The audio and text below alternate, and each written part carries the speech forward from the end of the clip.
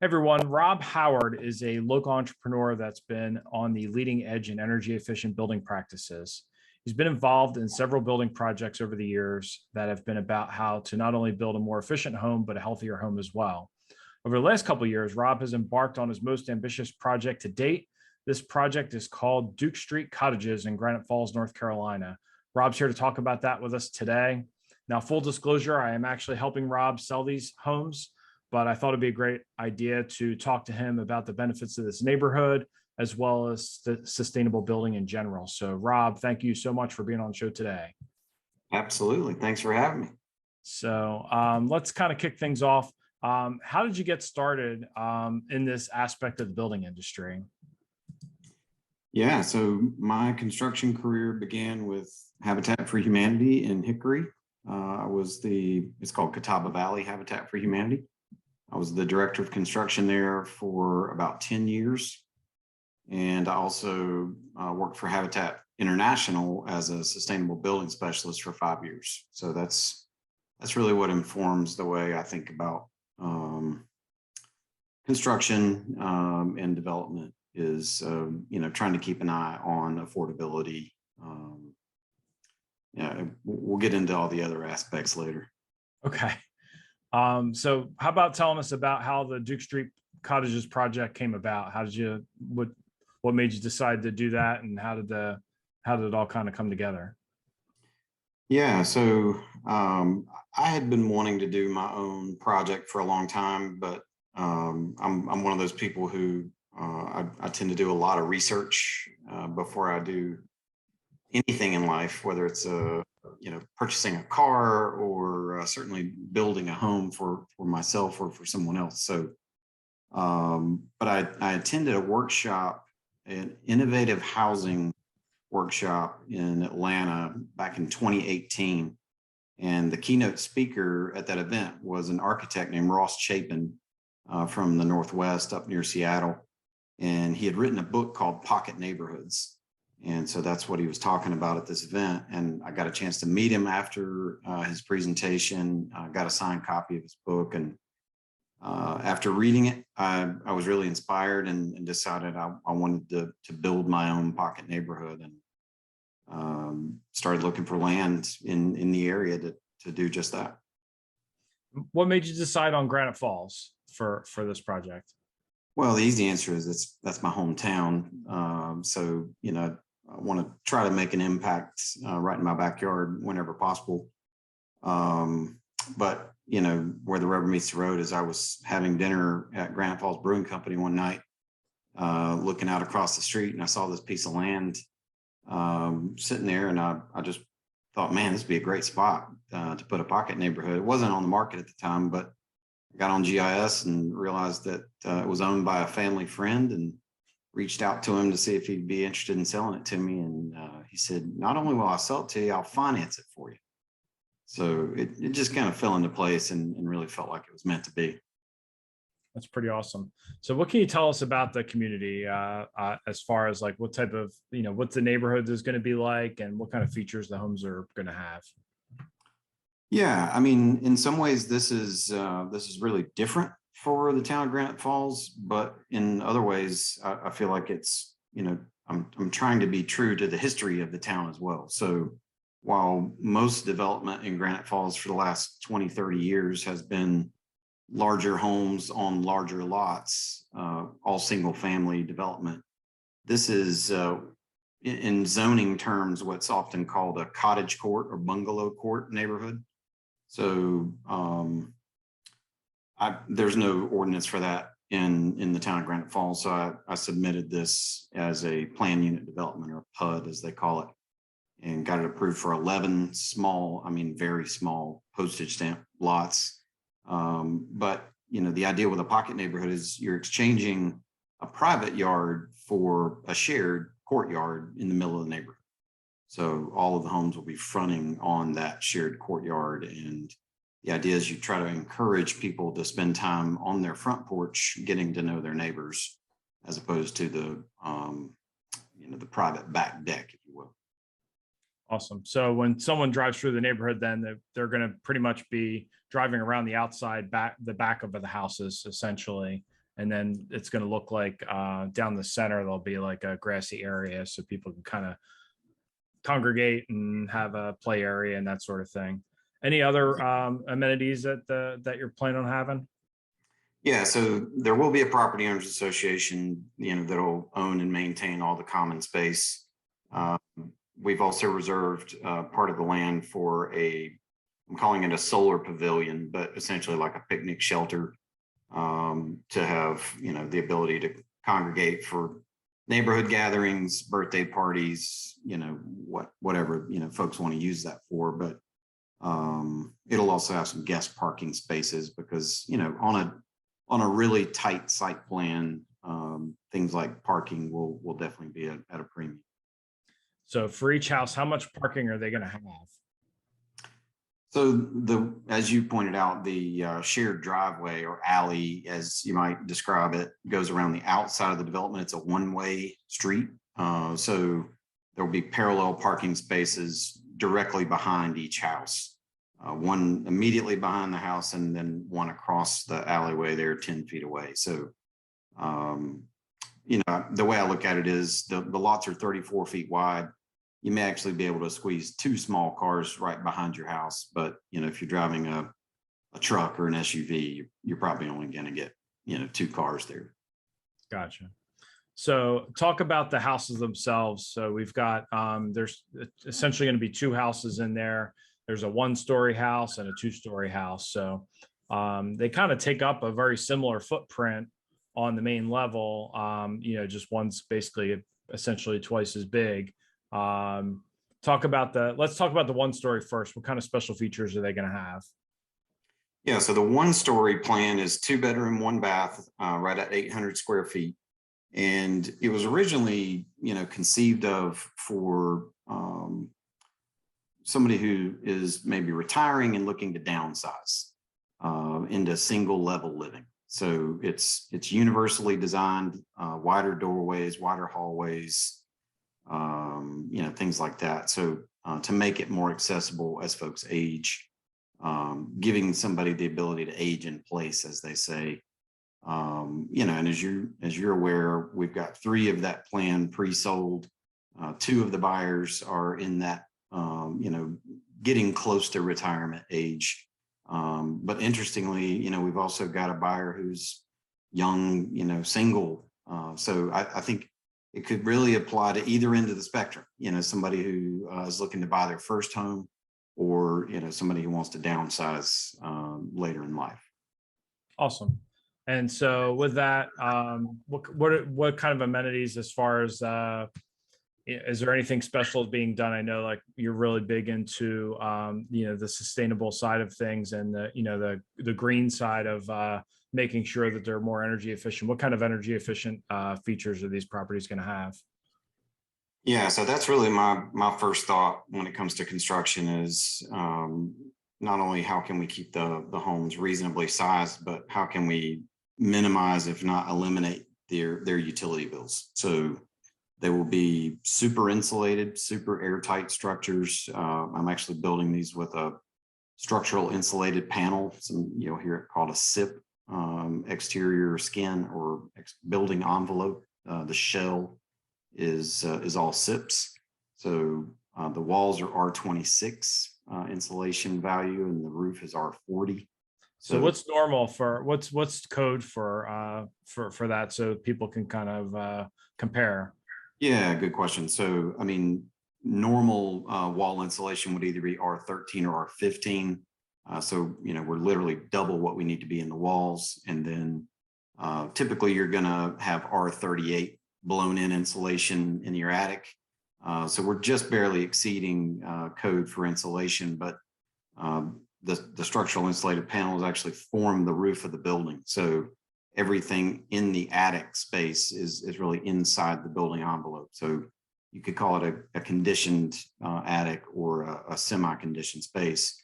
We're actually going to floor that. I'm building it with storage trusses and flooring that center section. So there'll be quite a bit of storage space up there. Awesome. And then how about the crawl space? Anything special down there to kind of keep that healthier and more efficient too? Yeah, we're doing closed crawl spaces, or you'll sometimes hear it called an encapsulated crawl space. So you're putting that nice thick liner on the floor of the crawl and up the walls, and then we'll have a dehumidifier in there just to keep it nice and dry. Awesome. And then what's special about the two-story houses? We've got, we're going to do, I think the current plan of the 11, I think we were going to do 5 of the two-story and 6 of the one-story. Is that correct? That's right. Yep. So what are the two stories like? Yeah, so as you pointed out, it's a similar footprint. It's actually 24 by 30, and it'll be 2-story. So it's right at 1,400 heated square feet. All the bedrooms are upstairs on this one. So, this one is really targeted more at, I guess, young families. Or an individual that would want space, on a second level. Yep, for sure. All, living, dining, kitchen down, and 3 bedrooms and 2 baths up. Awesome. And then I know we had talked before about the solar pavilion. How's that going? Do we still think that you're going to be able to put like solar panels on the pavilion? Is that still the plan? That's the plan. Yeah. So all the homes will, what's that? And then that's going to help defray the cost of the energy bills? That's the idea. Yeah. So, we can, not to get too into the weeds on the utility side of things, but it really depends on what your utility company, will allow you to do in terms of interconnection when it comes to solar. But yeah, the goal is for each house will be certified to the DOE Zero Energy Ready Home program, which basically means it'll be pre-wired for solar. And, the idea is we want to encourage each buyer, to add solar to their home. As you're aware, I'm actually keeping one of those 2-story homes for myself. So I definitely plan to go for net zero on that one. But that solar pavilion is going to have a large south facing roof. So my goal is to have that thing covered in solar panels that would generate energy that could be essentially sold back to the utility and then, shared by all the members of the property owners association. Awesome. That's really good. What's your favorite aspect of this project? Oh, wow. That's a tough one. I mean, Top 2. Yeah, I love the location. The fact that it's right downtown, right across the street from Grant Falls Brewing Company, walkable, or easily bikeable, to downtown. So easy access to post office and, things of that nature. But yeah, I mean, in terms of the neighborhood, I really, I'm excited about, I like the idea that this would be the first of its kind, certainly for Granite Falls, but really for our entire region. So trying to create a sense of community, and I do feel like this is kind of a throwback, to neighborhoods of the past where folks spent more time on their front porches and, got to know their neighbors. And it really creates kind of a supportive community. Especially for folks who may not be from around here, who don't necessarily have a large support network in the area. You want that sense that I can call on my neighbor, whenever I need help, or, just somebody to, pet sit or something like that. But yeah, we've already had a gathering at the brewery with the folks, who've already signed contracts and, to try to start building that sense of community early on. And, I'm really excited about the folks who've already purchased homes and, anxious to see, who else is going to join us. It's kind of one of those things which just kind of can't wait to see it evolve and just kind of, see everything kind of come together. And I mean, I know you've been involved in a couple other projects. I think, one of the projects that you were involved with is the Habitat program. They did a project off of Falling Creek Road in Northeast Hickory, and that was, I think, was a huge success, and a lot of it, due to your vision on on that project too. And a lot of people kind of took some chances on that one, and when you drive by there, you see the success. I mean, it's done. They're done with the neighborhood now, I think, but you see this, success of, what that community's become. And so I think just it's going to be exciting to see how this plays out too. Yeah, no, I mean, nobody's more excited about it than I am for sure. But, no, there's a lot of buzz in the neighborhood, in town. Um, and obviously you have some concern from neighbors when a project is, first proposed and you're not sure what's coming, next door to you. But I mean, I think, now that I'm spending a lot of time on Duke Street these days, building these houses, getting to know the neighbors better. They seem to be kind of coming around on the idea, and yeah, hopefully this is going to be nothing but, a positive thing for, the Duke Street neighborhood and for the town. No, definitely. What are some of the roadblocks? And we've kind of talked about some of the positive things. What are some of the roadblocks that you've had since starting? Well, I guess this is my first time as a solo developer. So understanding how to take a raw piece of land and, get it rezoned and create a subdivision plat that you then have to get approved and recorded and, to create those legal lots that you can build on. I mean, there's a lot of work with engineers and architects and, the town and the county that's involved in that. So it's way more complicated and time consuming than I realized. So, I've probably got, I don't know, a year and a half of time and energy spent, just getting to the point where you can actually go pull a building permit and start building a house. Yeah, no, it was pretty,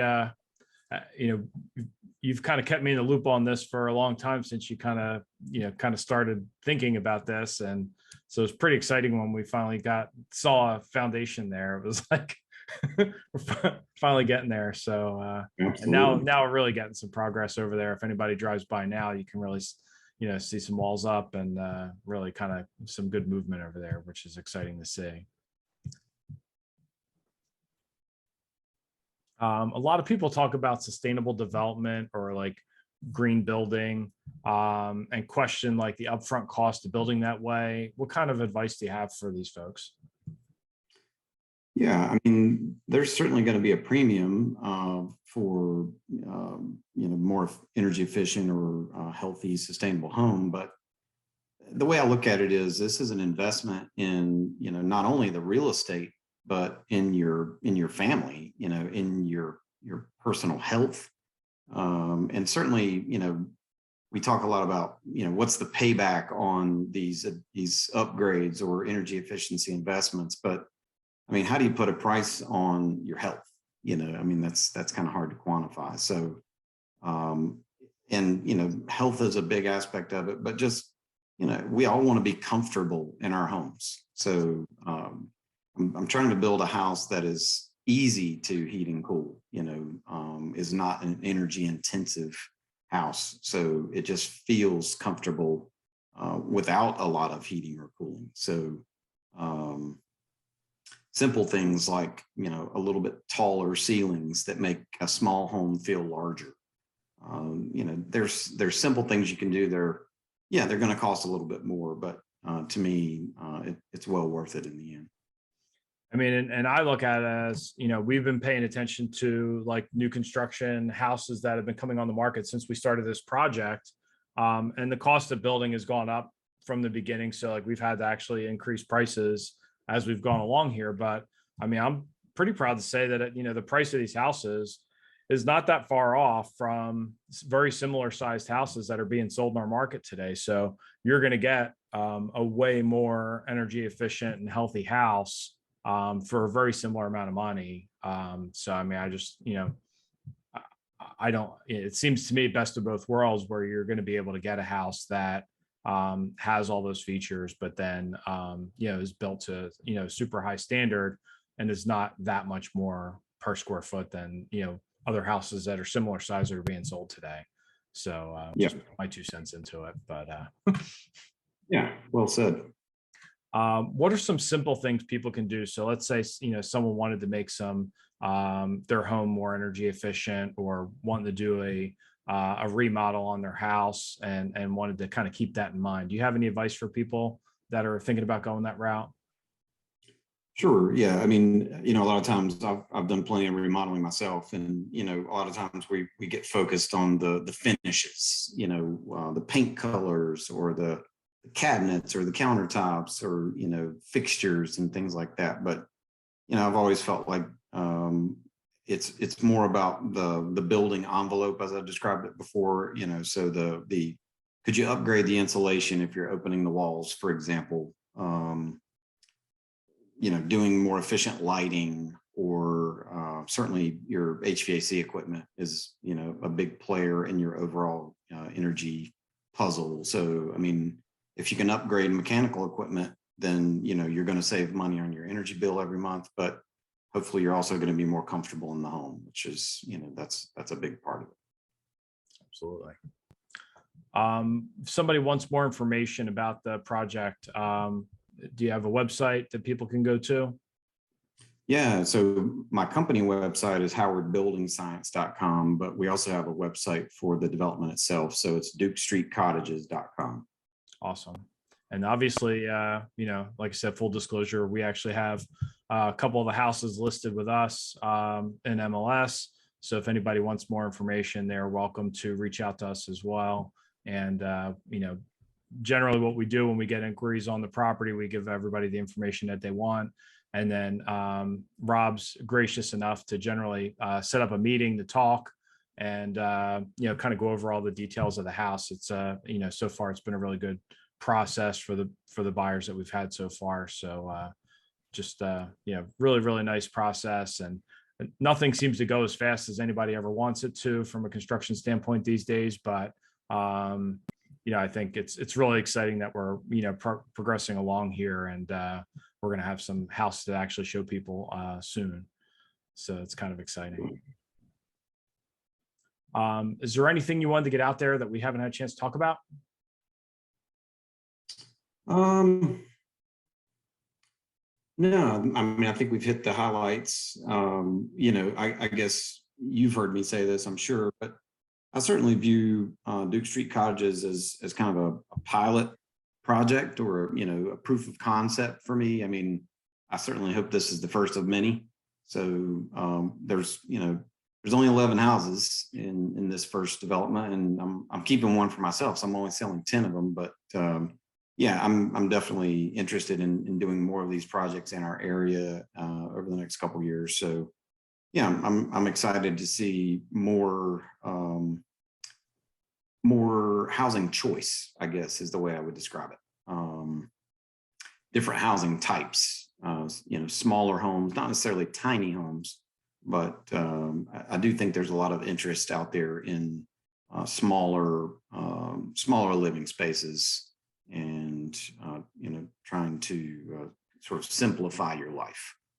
And it just makes sense. I mean, especially with a downtown location like this, the ability to at least walk or bike most places to get to where you want to be. It does not help not having the brewery across the street is pretty nice. Being able to walk over there and have they have great food and drink over there, so that's always a good time to be had there. But yeah, it's just in a great location, and I'm super excited about it because it is something that I don't think anyone in our area has ever tried to do before. And I'm really excited to see it play out, because I feel like it really will. And hopefully we get to do this over and over again. So I'll be all for that. That sounds good. So did you have any questions for me? Yeah, I mean, from your perspective, as a in the real estate industry, what do you there's a lot of talk about rising interest rates impacting the market. I mean, are you starting to see that play out yet? A little bit. I would say, when we were in March and April, I felt like I feel like we kind of peaked there. Looking back, we probably peaked in March and April this year, and maybe the early part of May. And then when interest rates started rising, I think it kind of tamped down a little bit of the demand. However, houses that are priced well, and I haven't felt like houses values have gone down or anything, but the frenzy over the individual house that's on the market has, instead of like 20 people being interested in the same house, maybe there's only 4 or 5, and maybe you only get 2 or 3 offers instead of 10. And so that was a challenge, and it was I almost feel like it was bad for the market in a way. I mean, it was really good for the sellers. Don't get me wrong, and I was super happy for my sellers when we hit these situations where we were getting multiple offers on these houses. But from a buyer standpoint, it's really deflating when you think you found the perfect house and you go to put an offer in on this house and you're competing with 5 other people, and multiply that, doing that 4 and 5 times before you actually get the house that you kind of settle for. So I think it's going to be actually good for buyer choice. But houses that are priced well, that are in good condition, and a lot of the new construction houses, I mean, I'm not really seeing a slowdown from that standpoint. I think there's still enough buyer demand out there, and we still have not ramped up housing and production of new construction to a point that has outstripped demand. So I think we're still at a point where like we don't really have enough houses. The last time I did statistics, they've ran them through June, and I think we're still at like 1.3 months inventory. So like if all the houses stopped, no houses came on the market, in about a month and a half, we probably, we wouldn't have anything to sell. Anything over like 5 months and up, I would consider consider a seller's market. So I mean, we're still in a pretty heated seller's market. I think it's going to cool. I think we might get a little bit more balanced as the year goes on. But there's still not going to be, I don't think we're going to lose any demand for, a well-priced house that is move-in ready and ready to go. The ones that might struggle a little bit are the ones that maybe need a little bit of work. And, maybe someone that kind of overshot their price, buyers may not be as willing to kind of jump on that. So, we'll see going forward, but I'm still pretty bullish on the year.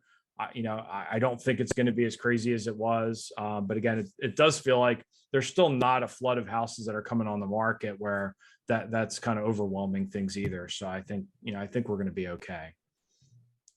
Yep. That's good to hear. Well, Rob, I really appreciate you coming on the show today. I think everyone learned a lot. And what I'll do is I'll have links to the website in our show notes so people can kind of check out the plans. And I'll also have links to the houses that we have listed as well. And if anybody's interested, please reach out to us. And Rob's really easy to talk to. I'm obviously happy to talk to everybody as well about this project because I want to get it sold for Rob. And like I said, we'll hopefully do this. This won't be the first time we do this. So, Rob, thanks again for coming on, and appreciate everything. Yeah, man. Thank you, Mike. All right.